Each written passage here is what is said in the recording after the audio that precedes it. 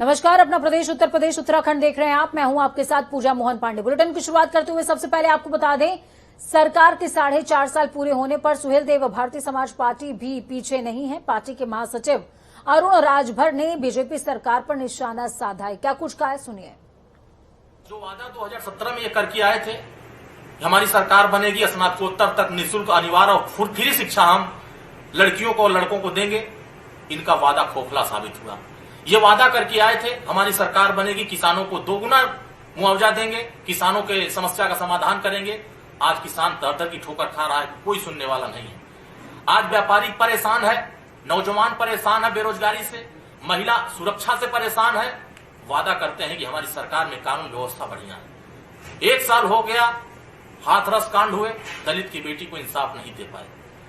उत्तर प्रदेश के 75 जिलों में भारतीय जनता पार्टी की ही सरकार में सबसे ज्यादा महिला उत्पीड़न हुआ, लेकिन न्याय की उम्मीद जाति देख करके हुआ है। पिछड़े समाज के ऊपर, दलित समाज के ऊपर, माइनॉरिटी समाज के ऊपर, वंचित वर्ग के जो कमजोर वर्ग के लोग हैं, इनको आज तक भारतीय जनता पार्टी सरकार 4.5 साल में न्याय नहीं दे पाई।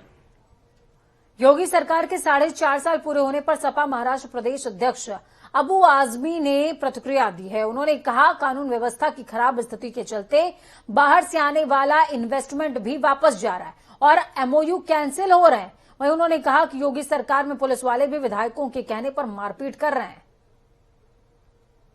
अब तो मंत्री गुंडागर्दी कर रहे हैं, अब तो एमएलए एमपी गुंडागर्दी कर रहे हैं, और जो लोग इस पुलिस वाले बिठाए गए हैं लोगों की रक्षा के लिए। एक मैं कल दूसरी वीडियो देख रहा था, एक पुलिस वाला बोला कि मुझे बड़ा अफसोस है, मुझे बुलाया विधायक जी ने, अगर मुझे बोलते मुझे मारना है तो मैं ये कपड़ा उतार के गया होता ताकि मेरे पुलिस की वर्दी का अपमान नहीं होता।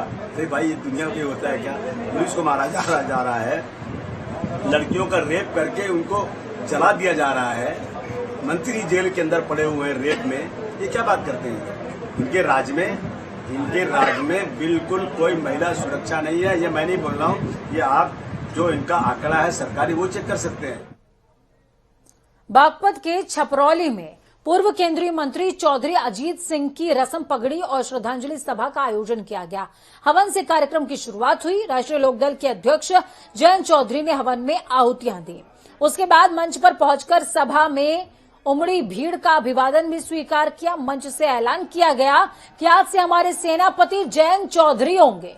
इससे कई समाज और खाप के चौधरियों ने अपने अपने समाज की पगड़ी जयंत चौधरी के सिर पर बांधी है। पगड़ी बंधते ही उमड़ी भीड़ ने चौधरी चरण और चौधरी अजीत सिंह अमर रहें के नारे से पूरा छपरौली गुंजायमान हो गया। इस मौके पर जयंत चौधरी ने कहा, आपकी पगड़ी झुकने नहीं दूंगा, हमेशा आपके बीच रहूंगा। जब भी मान सम्मान की बात आएगी कभी झुकूंगा नहीं, किसानों की लड़ाई लड़ूंगा। भारतीय किसान यूनियन के राष्ट्रीय अध्यक्ष चौधरी नरेश टिकैत ने भी पहुंचकर चौधरी अजीत सिंह को श्रद्धा सुमन अर्पित किए।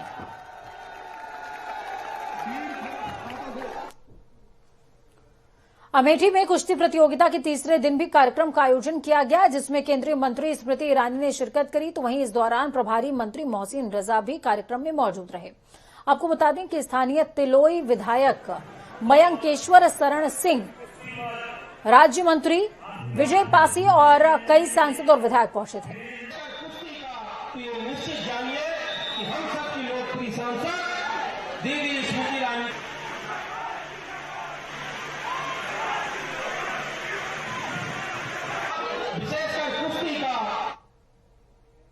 मिर्जापुर के कंछुआ में आए निषाद पार्टी के राष्ट्रीय अध्यक्ष डॉक्टर संजय कुमार निषाद ने मिर्जापुर समाजवादी पार्टी के पूर्व विधायक कैलाश चौरसिया और पूर्व राज्य मंत्री उत्तर प्रदेश सरकार के ऊपर बड़ा बयान दिया। आरोप लगाते हुए उन्होंने कहा कि जब फूलन देवी की दिल्ली में हत्या कर दी गई थी, उस समय उनकी कुल संपत्ति 50 करोड़ की थी, जिसकी देखरेख मिर्जापुर नगर के विधायक कैलाश चौरसिया करते थे। लेकिन फूलन देवी की हत्या के बाद फूलन देवी की का जो सामान है, अब तक एक एक पैसे के लिए वो तरस रहे हैं, उनका परिवार तरस रहा है, और कैलाश चौरसिया उनकी संपत्ति को गिद्ध की तरह नोच नोच कर खा रहे हैं। पता चला कि हत्यारे ने स्वीकार किया कि उनकी 50 करोड़ की प्रॉपर्टी है और प्रॉपर्टी कुछ लोगों ने उनके कब्जा कर रखे हैं। पिछली सरकार समाजवादी पार्टी की थी, उनकी जिम्मेदारी बनती थी कि उनकी सांसद थी, गोली मारी गई, कम से कम उनकी सीबीआई जांच कराते, उनकी प्रॉपर्टी को लेखा जोखा हमारे कैलाश चौरसिया जी मिर्जापुर थे, उन्होंने वो करते थे, मिर्जापुर के विधायक। और कम से कम जब मरी तो प्रॉपर्टी उसकी माँ को तो मिलना चाहिए ना। उसकी माँ पुकार रही है कि हमें खाने को नहीं है, घर नहीं है घर। तो इतनी संवेदना इस तरीके की, मरने के बाद भी गिद्ध की तरह उसकी प्रॉपर्टी को नोचा जाए। संगम नगरी प्रयागराज पहुंचे आजाद समाज पार्टी के मुखिया चंद्रशेखर आजाद ने यूपी सरकार के 4.5 साल को बेहाल और बदहाल बताया। आजाद ने कहा कि यूपी सरकार ने जमीन पर कोई काम ही नहीं किया। सरकार उपलब्धियां जरूर गिना रही है, लेकिन यूपी की हालत खस्ता हालत है। नौजवान, किसान, मजदूर सभी तबका बीजेपी की नीतियों से परेशान है। समय आने पर सरकार को इसका खामियाजा भी भुगतना पड़ेगा। ये इलाहाबाद की धरती, यहाँ से 7 प्राइम मिनिस्टर हुए हैं। ये इलाहाबाद की धरती है जहाँ हॉस्टलों से तमाम IAS IPS निकले हैं, जिन्होंने इस देश की, प्रदेश की उन्नति प्रगति में योगदान दिया है। तो इलाहाबाद को और छात्र संघ को नकारा नहीं जा सकता। मेरा पूरा समर्थन है, और जब ये चाहेंगे तो पूरे प्रदेश में भी, देशव्यापी आंदोलन में भी हम लोग उनके साथ खड़े रहेंगे। सरकार को मांग माननी पड़ेगी, शासन बहाल करना पड़ेगा, और स्कूल भी खुलने चाहिए, कॉलेज भी खुलने चाहिए। अगर क्योंकि पढ़ेंगे तभी तो सवाल करेंगे। सरकार समझती है एजुकेशन की ताकत, वो पढ़ाई को खत्म कर देना चाहती है। ना आदमी पढ़ेगा ना सवाल करेगा। हम यहाँ गुलाम नहीं है, ये आजाद भारत है। हमें हमारे अधिकार पता है, हम लोग लड़ेंगे और जीतेंगे। सिविल लाइन एरिया है, पॉश एरिया है, बिल्कुल इतने बड़े बड़े गड्ढे हुए हैं। और ये स्मार्ट सिटी है, 2017 से डिक्लेयर्ड स्मार्ट सिटी। तो इनके वादों में और विकास में कितना फर्क है, आप देख लीजिए। कथनी करनी में कितना फर्क है। उत्तर प्रदेश की योगी सरकार अपने कार्यकाल के 4.5 साल पूरा करने पर विकास उत्सव मना रही है। प्रयागराज में यूपी सरकार के कैबिनेट मंत्री महेंद्र सिंह ने सरकार की 4.5 साल की उपलब्धियां गिनाई। इस दौरान महेंद्र सिंह ने कहा, उत्तर प्रदेश में सरकार ने विकास के नए आयाम खड़े किए हैं। प्रदेश में पहले से कायम जंगल राज का खात्मा हुआ है। भय और भ्रष्टाचार से मुक्त और विकास से युक्त उत्तर प्रदेश बना है। प्रधानमंत्री आवास योजना के तहत, स्वच्छ भारत मिशन के तहत 2 करोड़ 61 लाख शौचालय बनाना, 42 लाख आवास बनाना, मुख्यमंत्री आवास योजना के तहत 1,08,972 आवास बनाना, और इसके साथ साथ मुफ्त में गैस का कनेक्शन 1 करोड़ 67 लाख लोगों को मुफ्त में गैस कनेक्शन देना, और इसी के तहत विद्युत कनेक्शन 1 करोड़ 39 लाख घरों में विद्युत का कनेक्शन देना। और सबसे बड़ी बात है कि उत्तर प्रदेश में जो सुशासन लाना, सुरक्षा का भाव पैदा करना, निवेश बढ़ाना और उत्तर प्रदेश की आर्थिक स्थिति को मजबूत करना, उत्तर प्रदेश के प्रति व्यक्ति आय को 2 गुना करना, ईज ऑफ डूइंग बिजनेस में उत्तर प्रदेश भारत के अंदर दूसरे स्थान पर पहुंचाना, और 1 डिस्ट्रिक्ट 1 प्रोडक्ट के माध्यम से नौजवानों को रोजगार देना। इन सब दृष्टियों से मैं समझता हूं कि उत्तर प्रदेश ने बहुत बड़ी उपलब्धि हासिल किया है। और माननीय मुख्यमंत्री जी के नेतृत्व में जो उत्तर प्रदेश जंगल राज में तब्दील हो गया था पिछली सरकारों में, उसमें आज सुशासन का भाव आया है। प्रयागराज में आतंकियों के मददगार होने और अपने पोल्ट्री फार्म में आईडी और विस्फोटक रखने के आरोप में शाहरुख को एटीएस और पुलिस की टीम ने लंबी पूछताछ के बाद उसके परिवार वालों को सौंप दिया है। तो वहीं पूछताछ के दौरान शाहरुख ने एजेंसियों को बताया कि जिशान ने उसे एक बॉक्स अपने पोल्ट्री फार्म में रखने के लिए दिया था, लेकिन बॉक्स के अंदर क्या है इस बारे में उसे कोई जानकारी नहीं थी। तो वहीं पूछताछ में शाहरुख का कोई आतंकी कनेक्शन सामने नहीं पाया गया।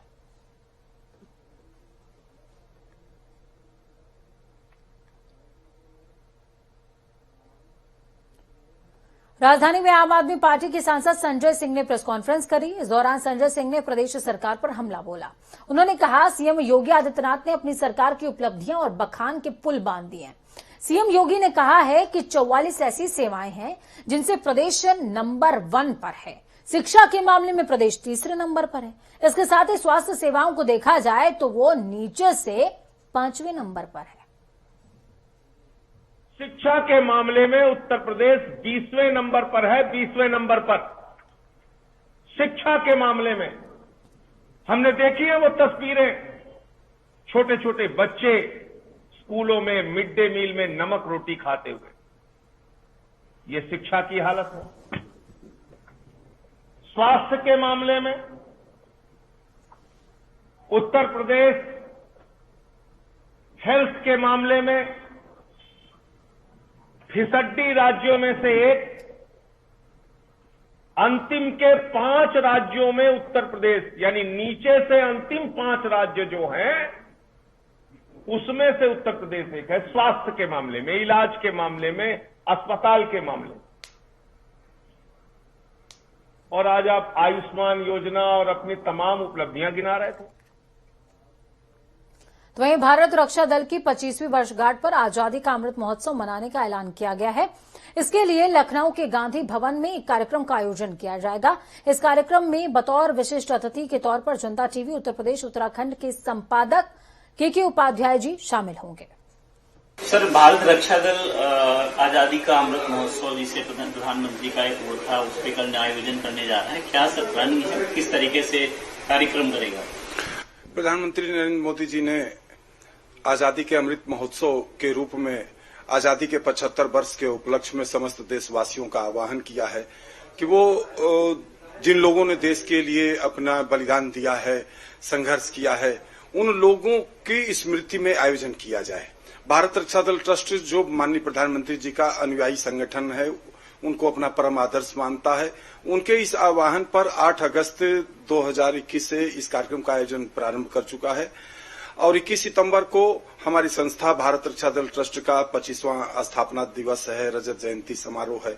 उस अवसर पर भी हम लोग, चूंकि यह कार्यक्रम गांधी भवन पुस्तकालय हाल में हो रहा, तो प्रथम कार्यक्रम हम महात्मा गांधी जी को समर्पित कर रहे हैं और उसके बाद 25 स्थानों पर हम लोग अपने 25वां स्थापना समारोह 25 स्थानों पर मनाने जा रहे हैं और उन 25 स्थानों पर क्रांतिकारियों के नाम पर यह कार्यक्रम करेंगे और पूरे साल भर का यह कार्यक्रम है जो 15 अगस्त 2022 को संपन्न होगा।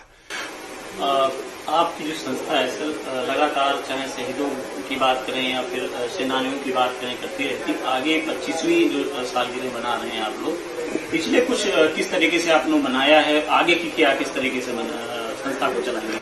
भारत रक्षा दल ट्रस्ट का निर्माण 21 सितंबर 1997 को हुआ था। शहीद स्मारक पर 128 लोगों ने अपने लहू से तिलक लगाकर मां गोमती में 1001 द्वीप प्रज्वलित करके समाज में व्याप्त अन्याय, अत्याचार, शोषण एवं भ्रष्टाचार के खिलाफ एक आंदोलन इस संस्था का उद्देश्य रहा है और हम लोग जब से संस्था का निर्माण हुआ है उस समय से ही आज तक लगातार सशक्त राष्ट्र के निर्माण के लिए, शक्तिशाली भारत के नव निर्माण के लिए हम लोग प्रयासरत हैं। लोगों में राष्ट्रीयता का भाव जागृत हो, इसको जगाने के उद्देश्य से हम लोग बृहद स्तर पर हर साल 21 सितंबर को आयोजन करते हैं और लोगों में अपने उत्तरदायित्व के प्रति, देश के प्रति अपने कर्तव्य का बोध कराने का हम सबका यह प्रयास होता है। पीलीभीत के अमरिया में भारतीय किसान यूनियन के प्रवक्ता राकेश टिकैत पहुंचे थे। वहां पर किसानों ने राकेश टिकैत का बड़ापुरा गुरुद्वारे में जोरदार स्वागत किया है। राकेश टिकैत कई कार्यक्रम में शामिल हुए, गुरु ग्रंथ साहिब के दर्शन किए, साथ ही किसानों से मुलाकात भी करी। इस बीच राकेश टिकैत ने बीजेपी पर हमला बोलते हुए कहा, सरकार को झूठ बोलने का गोल्ड मेडल मिलना चाहिए। उपलब्धियां मुख्यमंत्री ने गिनाई हैं, लेकिन पहुंची कहीं नहीं। इसके अलावा राकेश टिकैत ने कहा, 2022 चुनाव में वैसा ही होगा जैसा जिला पंचायत के चुनाव में हुआ है।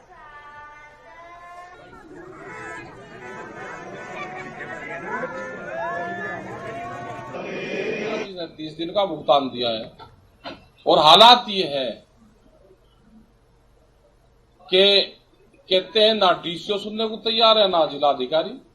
सरकार कहती है कागजों में जब बयान देती है कि हमने भुगतान कर दिया शांतिपूर्ण तरीके से, ये 10 साल में भी मानेगी। हम क्या कहीं जा रहे हैं? देश की आजादी का आंदोलन 90 वर्ष चला। भाजपा के लोग कह रहे हैं कि उनकी सरकार दोबारा बनने वाली है। हाँ, तो वे तो बिल्कुल ठीक कह रहे, वे झूठ कहाँ बोल रहे। जिला पंचायत में नहीं उन्होंने बनाए अपने, जनता वोट देगी नहीं, लेकिन डीसी जो डीएम होगा वो सरपिटी का टूनी को देगा। जो विधायक चुनाव लड़ेगा उसके पर्चे कैंसिल होंगे, चुनाव की जरूरत ही नहीं रहने की, वो वैसे जीत जाएगा। जब किले का पर्चा रहेगा तो अपने आप ही जीत जाएगा। काम कहाँ ये कर रहे हैं, मैं भी चुनाव लड़ूंगा, मैं भी, जब तुम्हारा पर्चा ही नहीं भरेगा तुम कहाँ से चुनाव लड़ोगे? इंडिपेंडेंट 100 से ज्यादा है, इंडिपेंडेंट पहली बार देश में चुनाव होगा और वे इंडिपेंडेंट जीत जाएंगे, उनके सामने पर्चा ही नहीं होगा। फतेहपुर में केंद्रीय मंत्री साध्वी निरंजन ज्योति ने विपक्षियों पर जमकर निशाना साधा। साध्वी निरंजन ज्योति ने कहा, प्रदेश में जगह जगह सपा और बसपा प्रबुद्ध सम्मेलन कर रही है। राम मंदिर का विरोध करने वाले अब खुद राम मंदिर में जाकर पूजा अर्चना कर रहे हैं। सम्मेलन करने के बजाय प्रबुद्ध समाज का सम्मान भी होना चाहिए। मायावती कर रही है ना, अखिलेश भी कर रहे हैं ना। मैं दोनों से पूछना चाहती हूँ, आज सारे लोग मंदिर जा रहे हैं, जब कब जा रहे हैं मंदिर? जब शिलान्यास हो गया भव्य मंदिर बनने वाला है, यही लोग मंदिर पर सवाल खड़ा करते थे कि वहाँ शौचालय बना दिया जाए, कोई कह रहा था यूनिवर्सिटी बना दिया जाए। भारत में मंदिर की जरूरत नहीं है।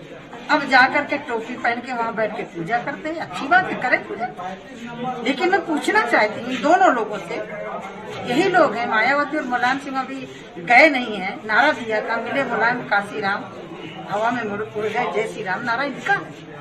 यही लोग हैं प्रबुद्ध लोगों का सम्मान कर रहे हैं, यही लोग हैं जिन्होंने कहा था तिलक तराजू व तलवार जिसे मारो जूताचारी, यही लोग हैं। दिल्ली के मुख्यमंत्री और आम आदमी पार्टी के संयोजक अरविंद केजरीवाल हल्द्वानी के दौरे पर थे और इस दौरान मीडिया से मुखातिब होते हुए अरविंद केजरीवाल ने कहा, राज्य में रोजगार बढ़ाने के लिए सभी कदम उठाए जाएंगे और केजरीवाल ने युवाओं के लिए बड़ी घोषणाएं भी की हैं। इस दौरान उन्होंने कहा 6 महीने में 1 लाख नौकरी देंगे और जिनको नौकरी नहीं मिलती है उनको मिलेंगे 5,000 बेरोजगारी भत्ता। साथ में सरकारी और निजी क्षेत्र में 80% नौकरियां तय होंगी उत्तराखंड के युवाओं के लिए। पहली चीज तो हमारी पार्टी में थैली का सिस्टम नहीं है। जैसा मैंने कहा, हमें राजनीति भी नहीं करनी आती और भ्रष्टाचार भी नहीं करना आता, ये हमारे खून में ही नहीं है, पहली चीज। दूसरी चीज, इनमें से कई लोग कैंडिडेट भी बनेंगे और कई लोग पार्टी की जिम्मेदारी भी संभालेंगे। पार्टी भी संभालनी जरूरी है। अगर सारे कैंडिडेट बन गए तो पार्टी कौन चलाएगा? कुछ कैंडिडेट भी बनेंगे और कुछ। तीसरी चीज, दूसरी पार्टियों के अंदर अच्छे लोग आज बहुत ज्यादा वो महसूस कर रहे हैं, घुटन महसूस कर रहे हैं। सभी अच्छे लोग जो उत्तराखंड का विकास चाहता है, जो उत्तराखंड के युवाओं के रोजगार के लिए, बिजली के लिए, पानी के लिए, सड़क के लिए लड़ना चाहता है और जो ईमानदार है, उन सबका आम आदमी पार्टी में स्वागत है। सब लोग अपनी अपनी पार्टियां छोड़ दो और आम आदमी पार्टी में आ जाओ। तो बाहें पसार दी हैं यहां पर केजरीवाल ने और कहा है कि सब अपनी पार्टी छोड़ दो, जितने अच्छे हैं सब आम आदमी पार्टी में आ जाओ। खबरों में आगे बढ़ते हैं। दिवंगत कांग्रेस नेता इंदिरा हृदयेश के पुत्र सुमित हृदयेश के नेतृत्व में इंदिरा विकास संकल्प यात्रा आज से शुरू हो गई है। ये यात्रा हल्द्वानी विधानसभा के सभी 40 वार्डों में जा रही है।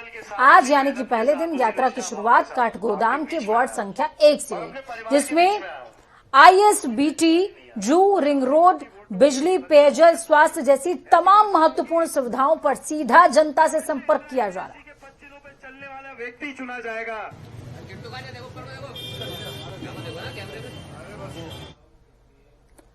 हरिद्वार की थाना शिडगुल पुलिस और एसओजी की टीम को बड़ी सफलता हाथ लगी। दरअसल पुलिस ने उत्तर प्रदेश के 4 लुटेरों को गिरफ्तार किया। आपको बता दें कि 15 सितंबर को थाना क्षेत्र के इंद्रलोक कॉलोनी में हथियार बंद बदमाशों ने लूट की वारदात को अंजाम दिया था।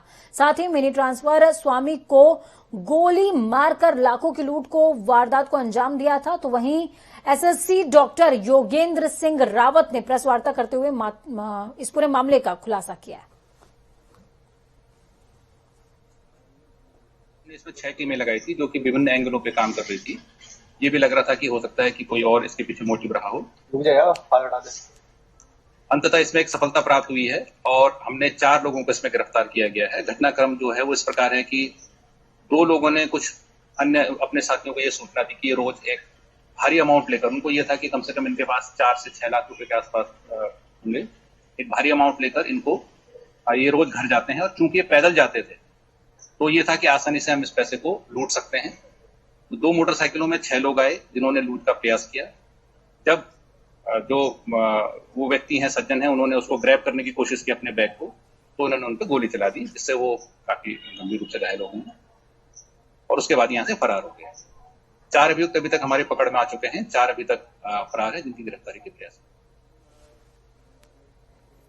वक्त यहाँ पर छोटे से ब्रेक का। ब्रेक के उस पार खबरों का सफर लगातार जारी रहेगा। जनता टीवी की ये कामना है कि आपका आने वाला कल आज से बेहतरीन है। नमस्कार।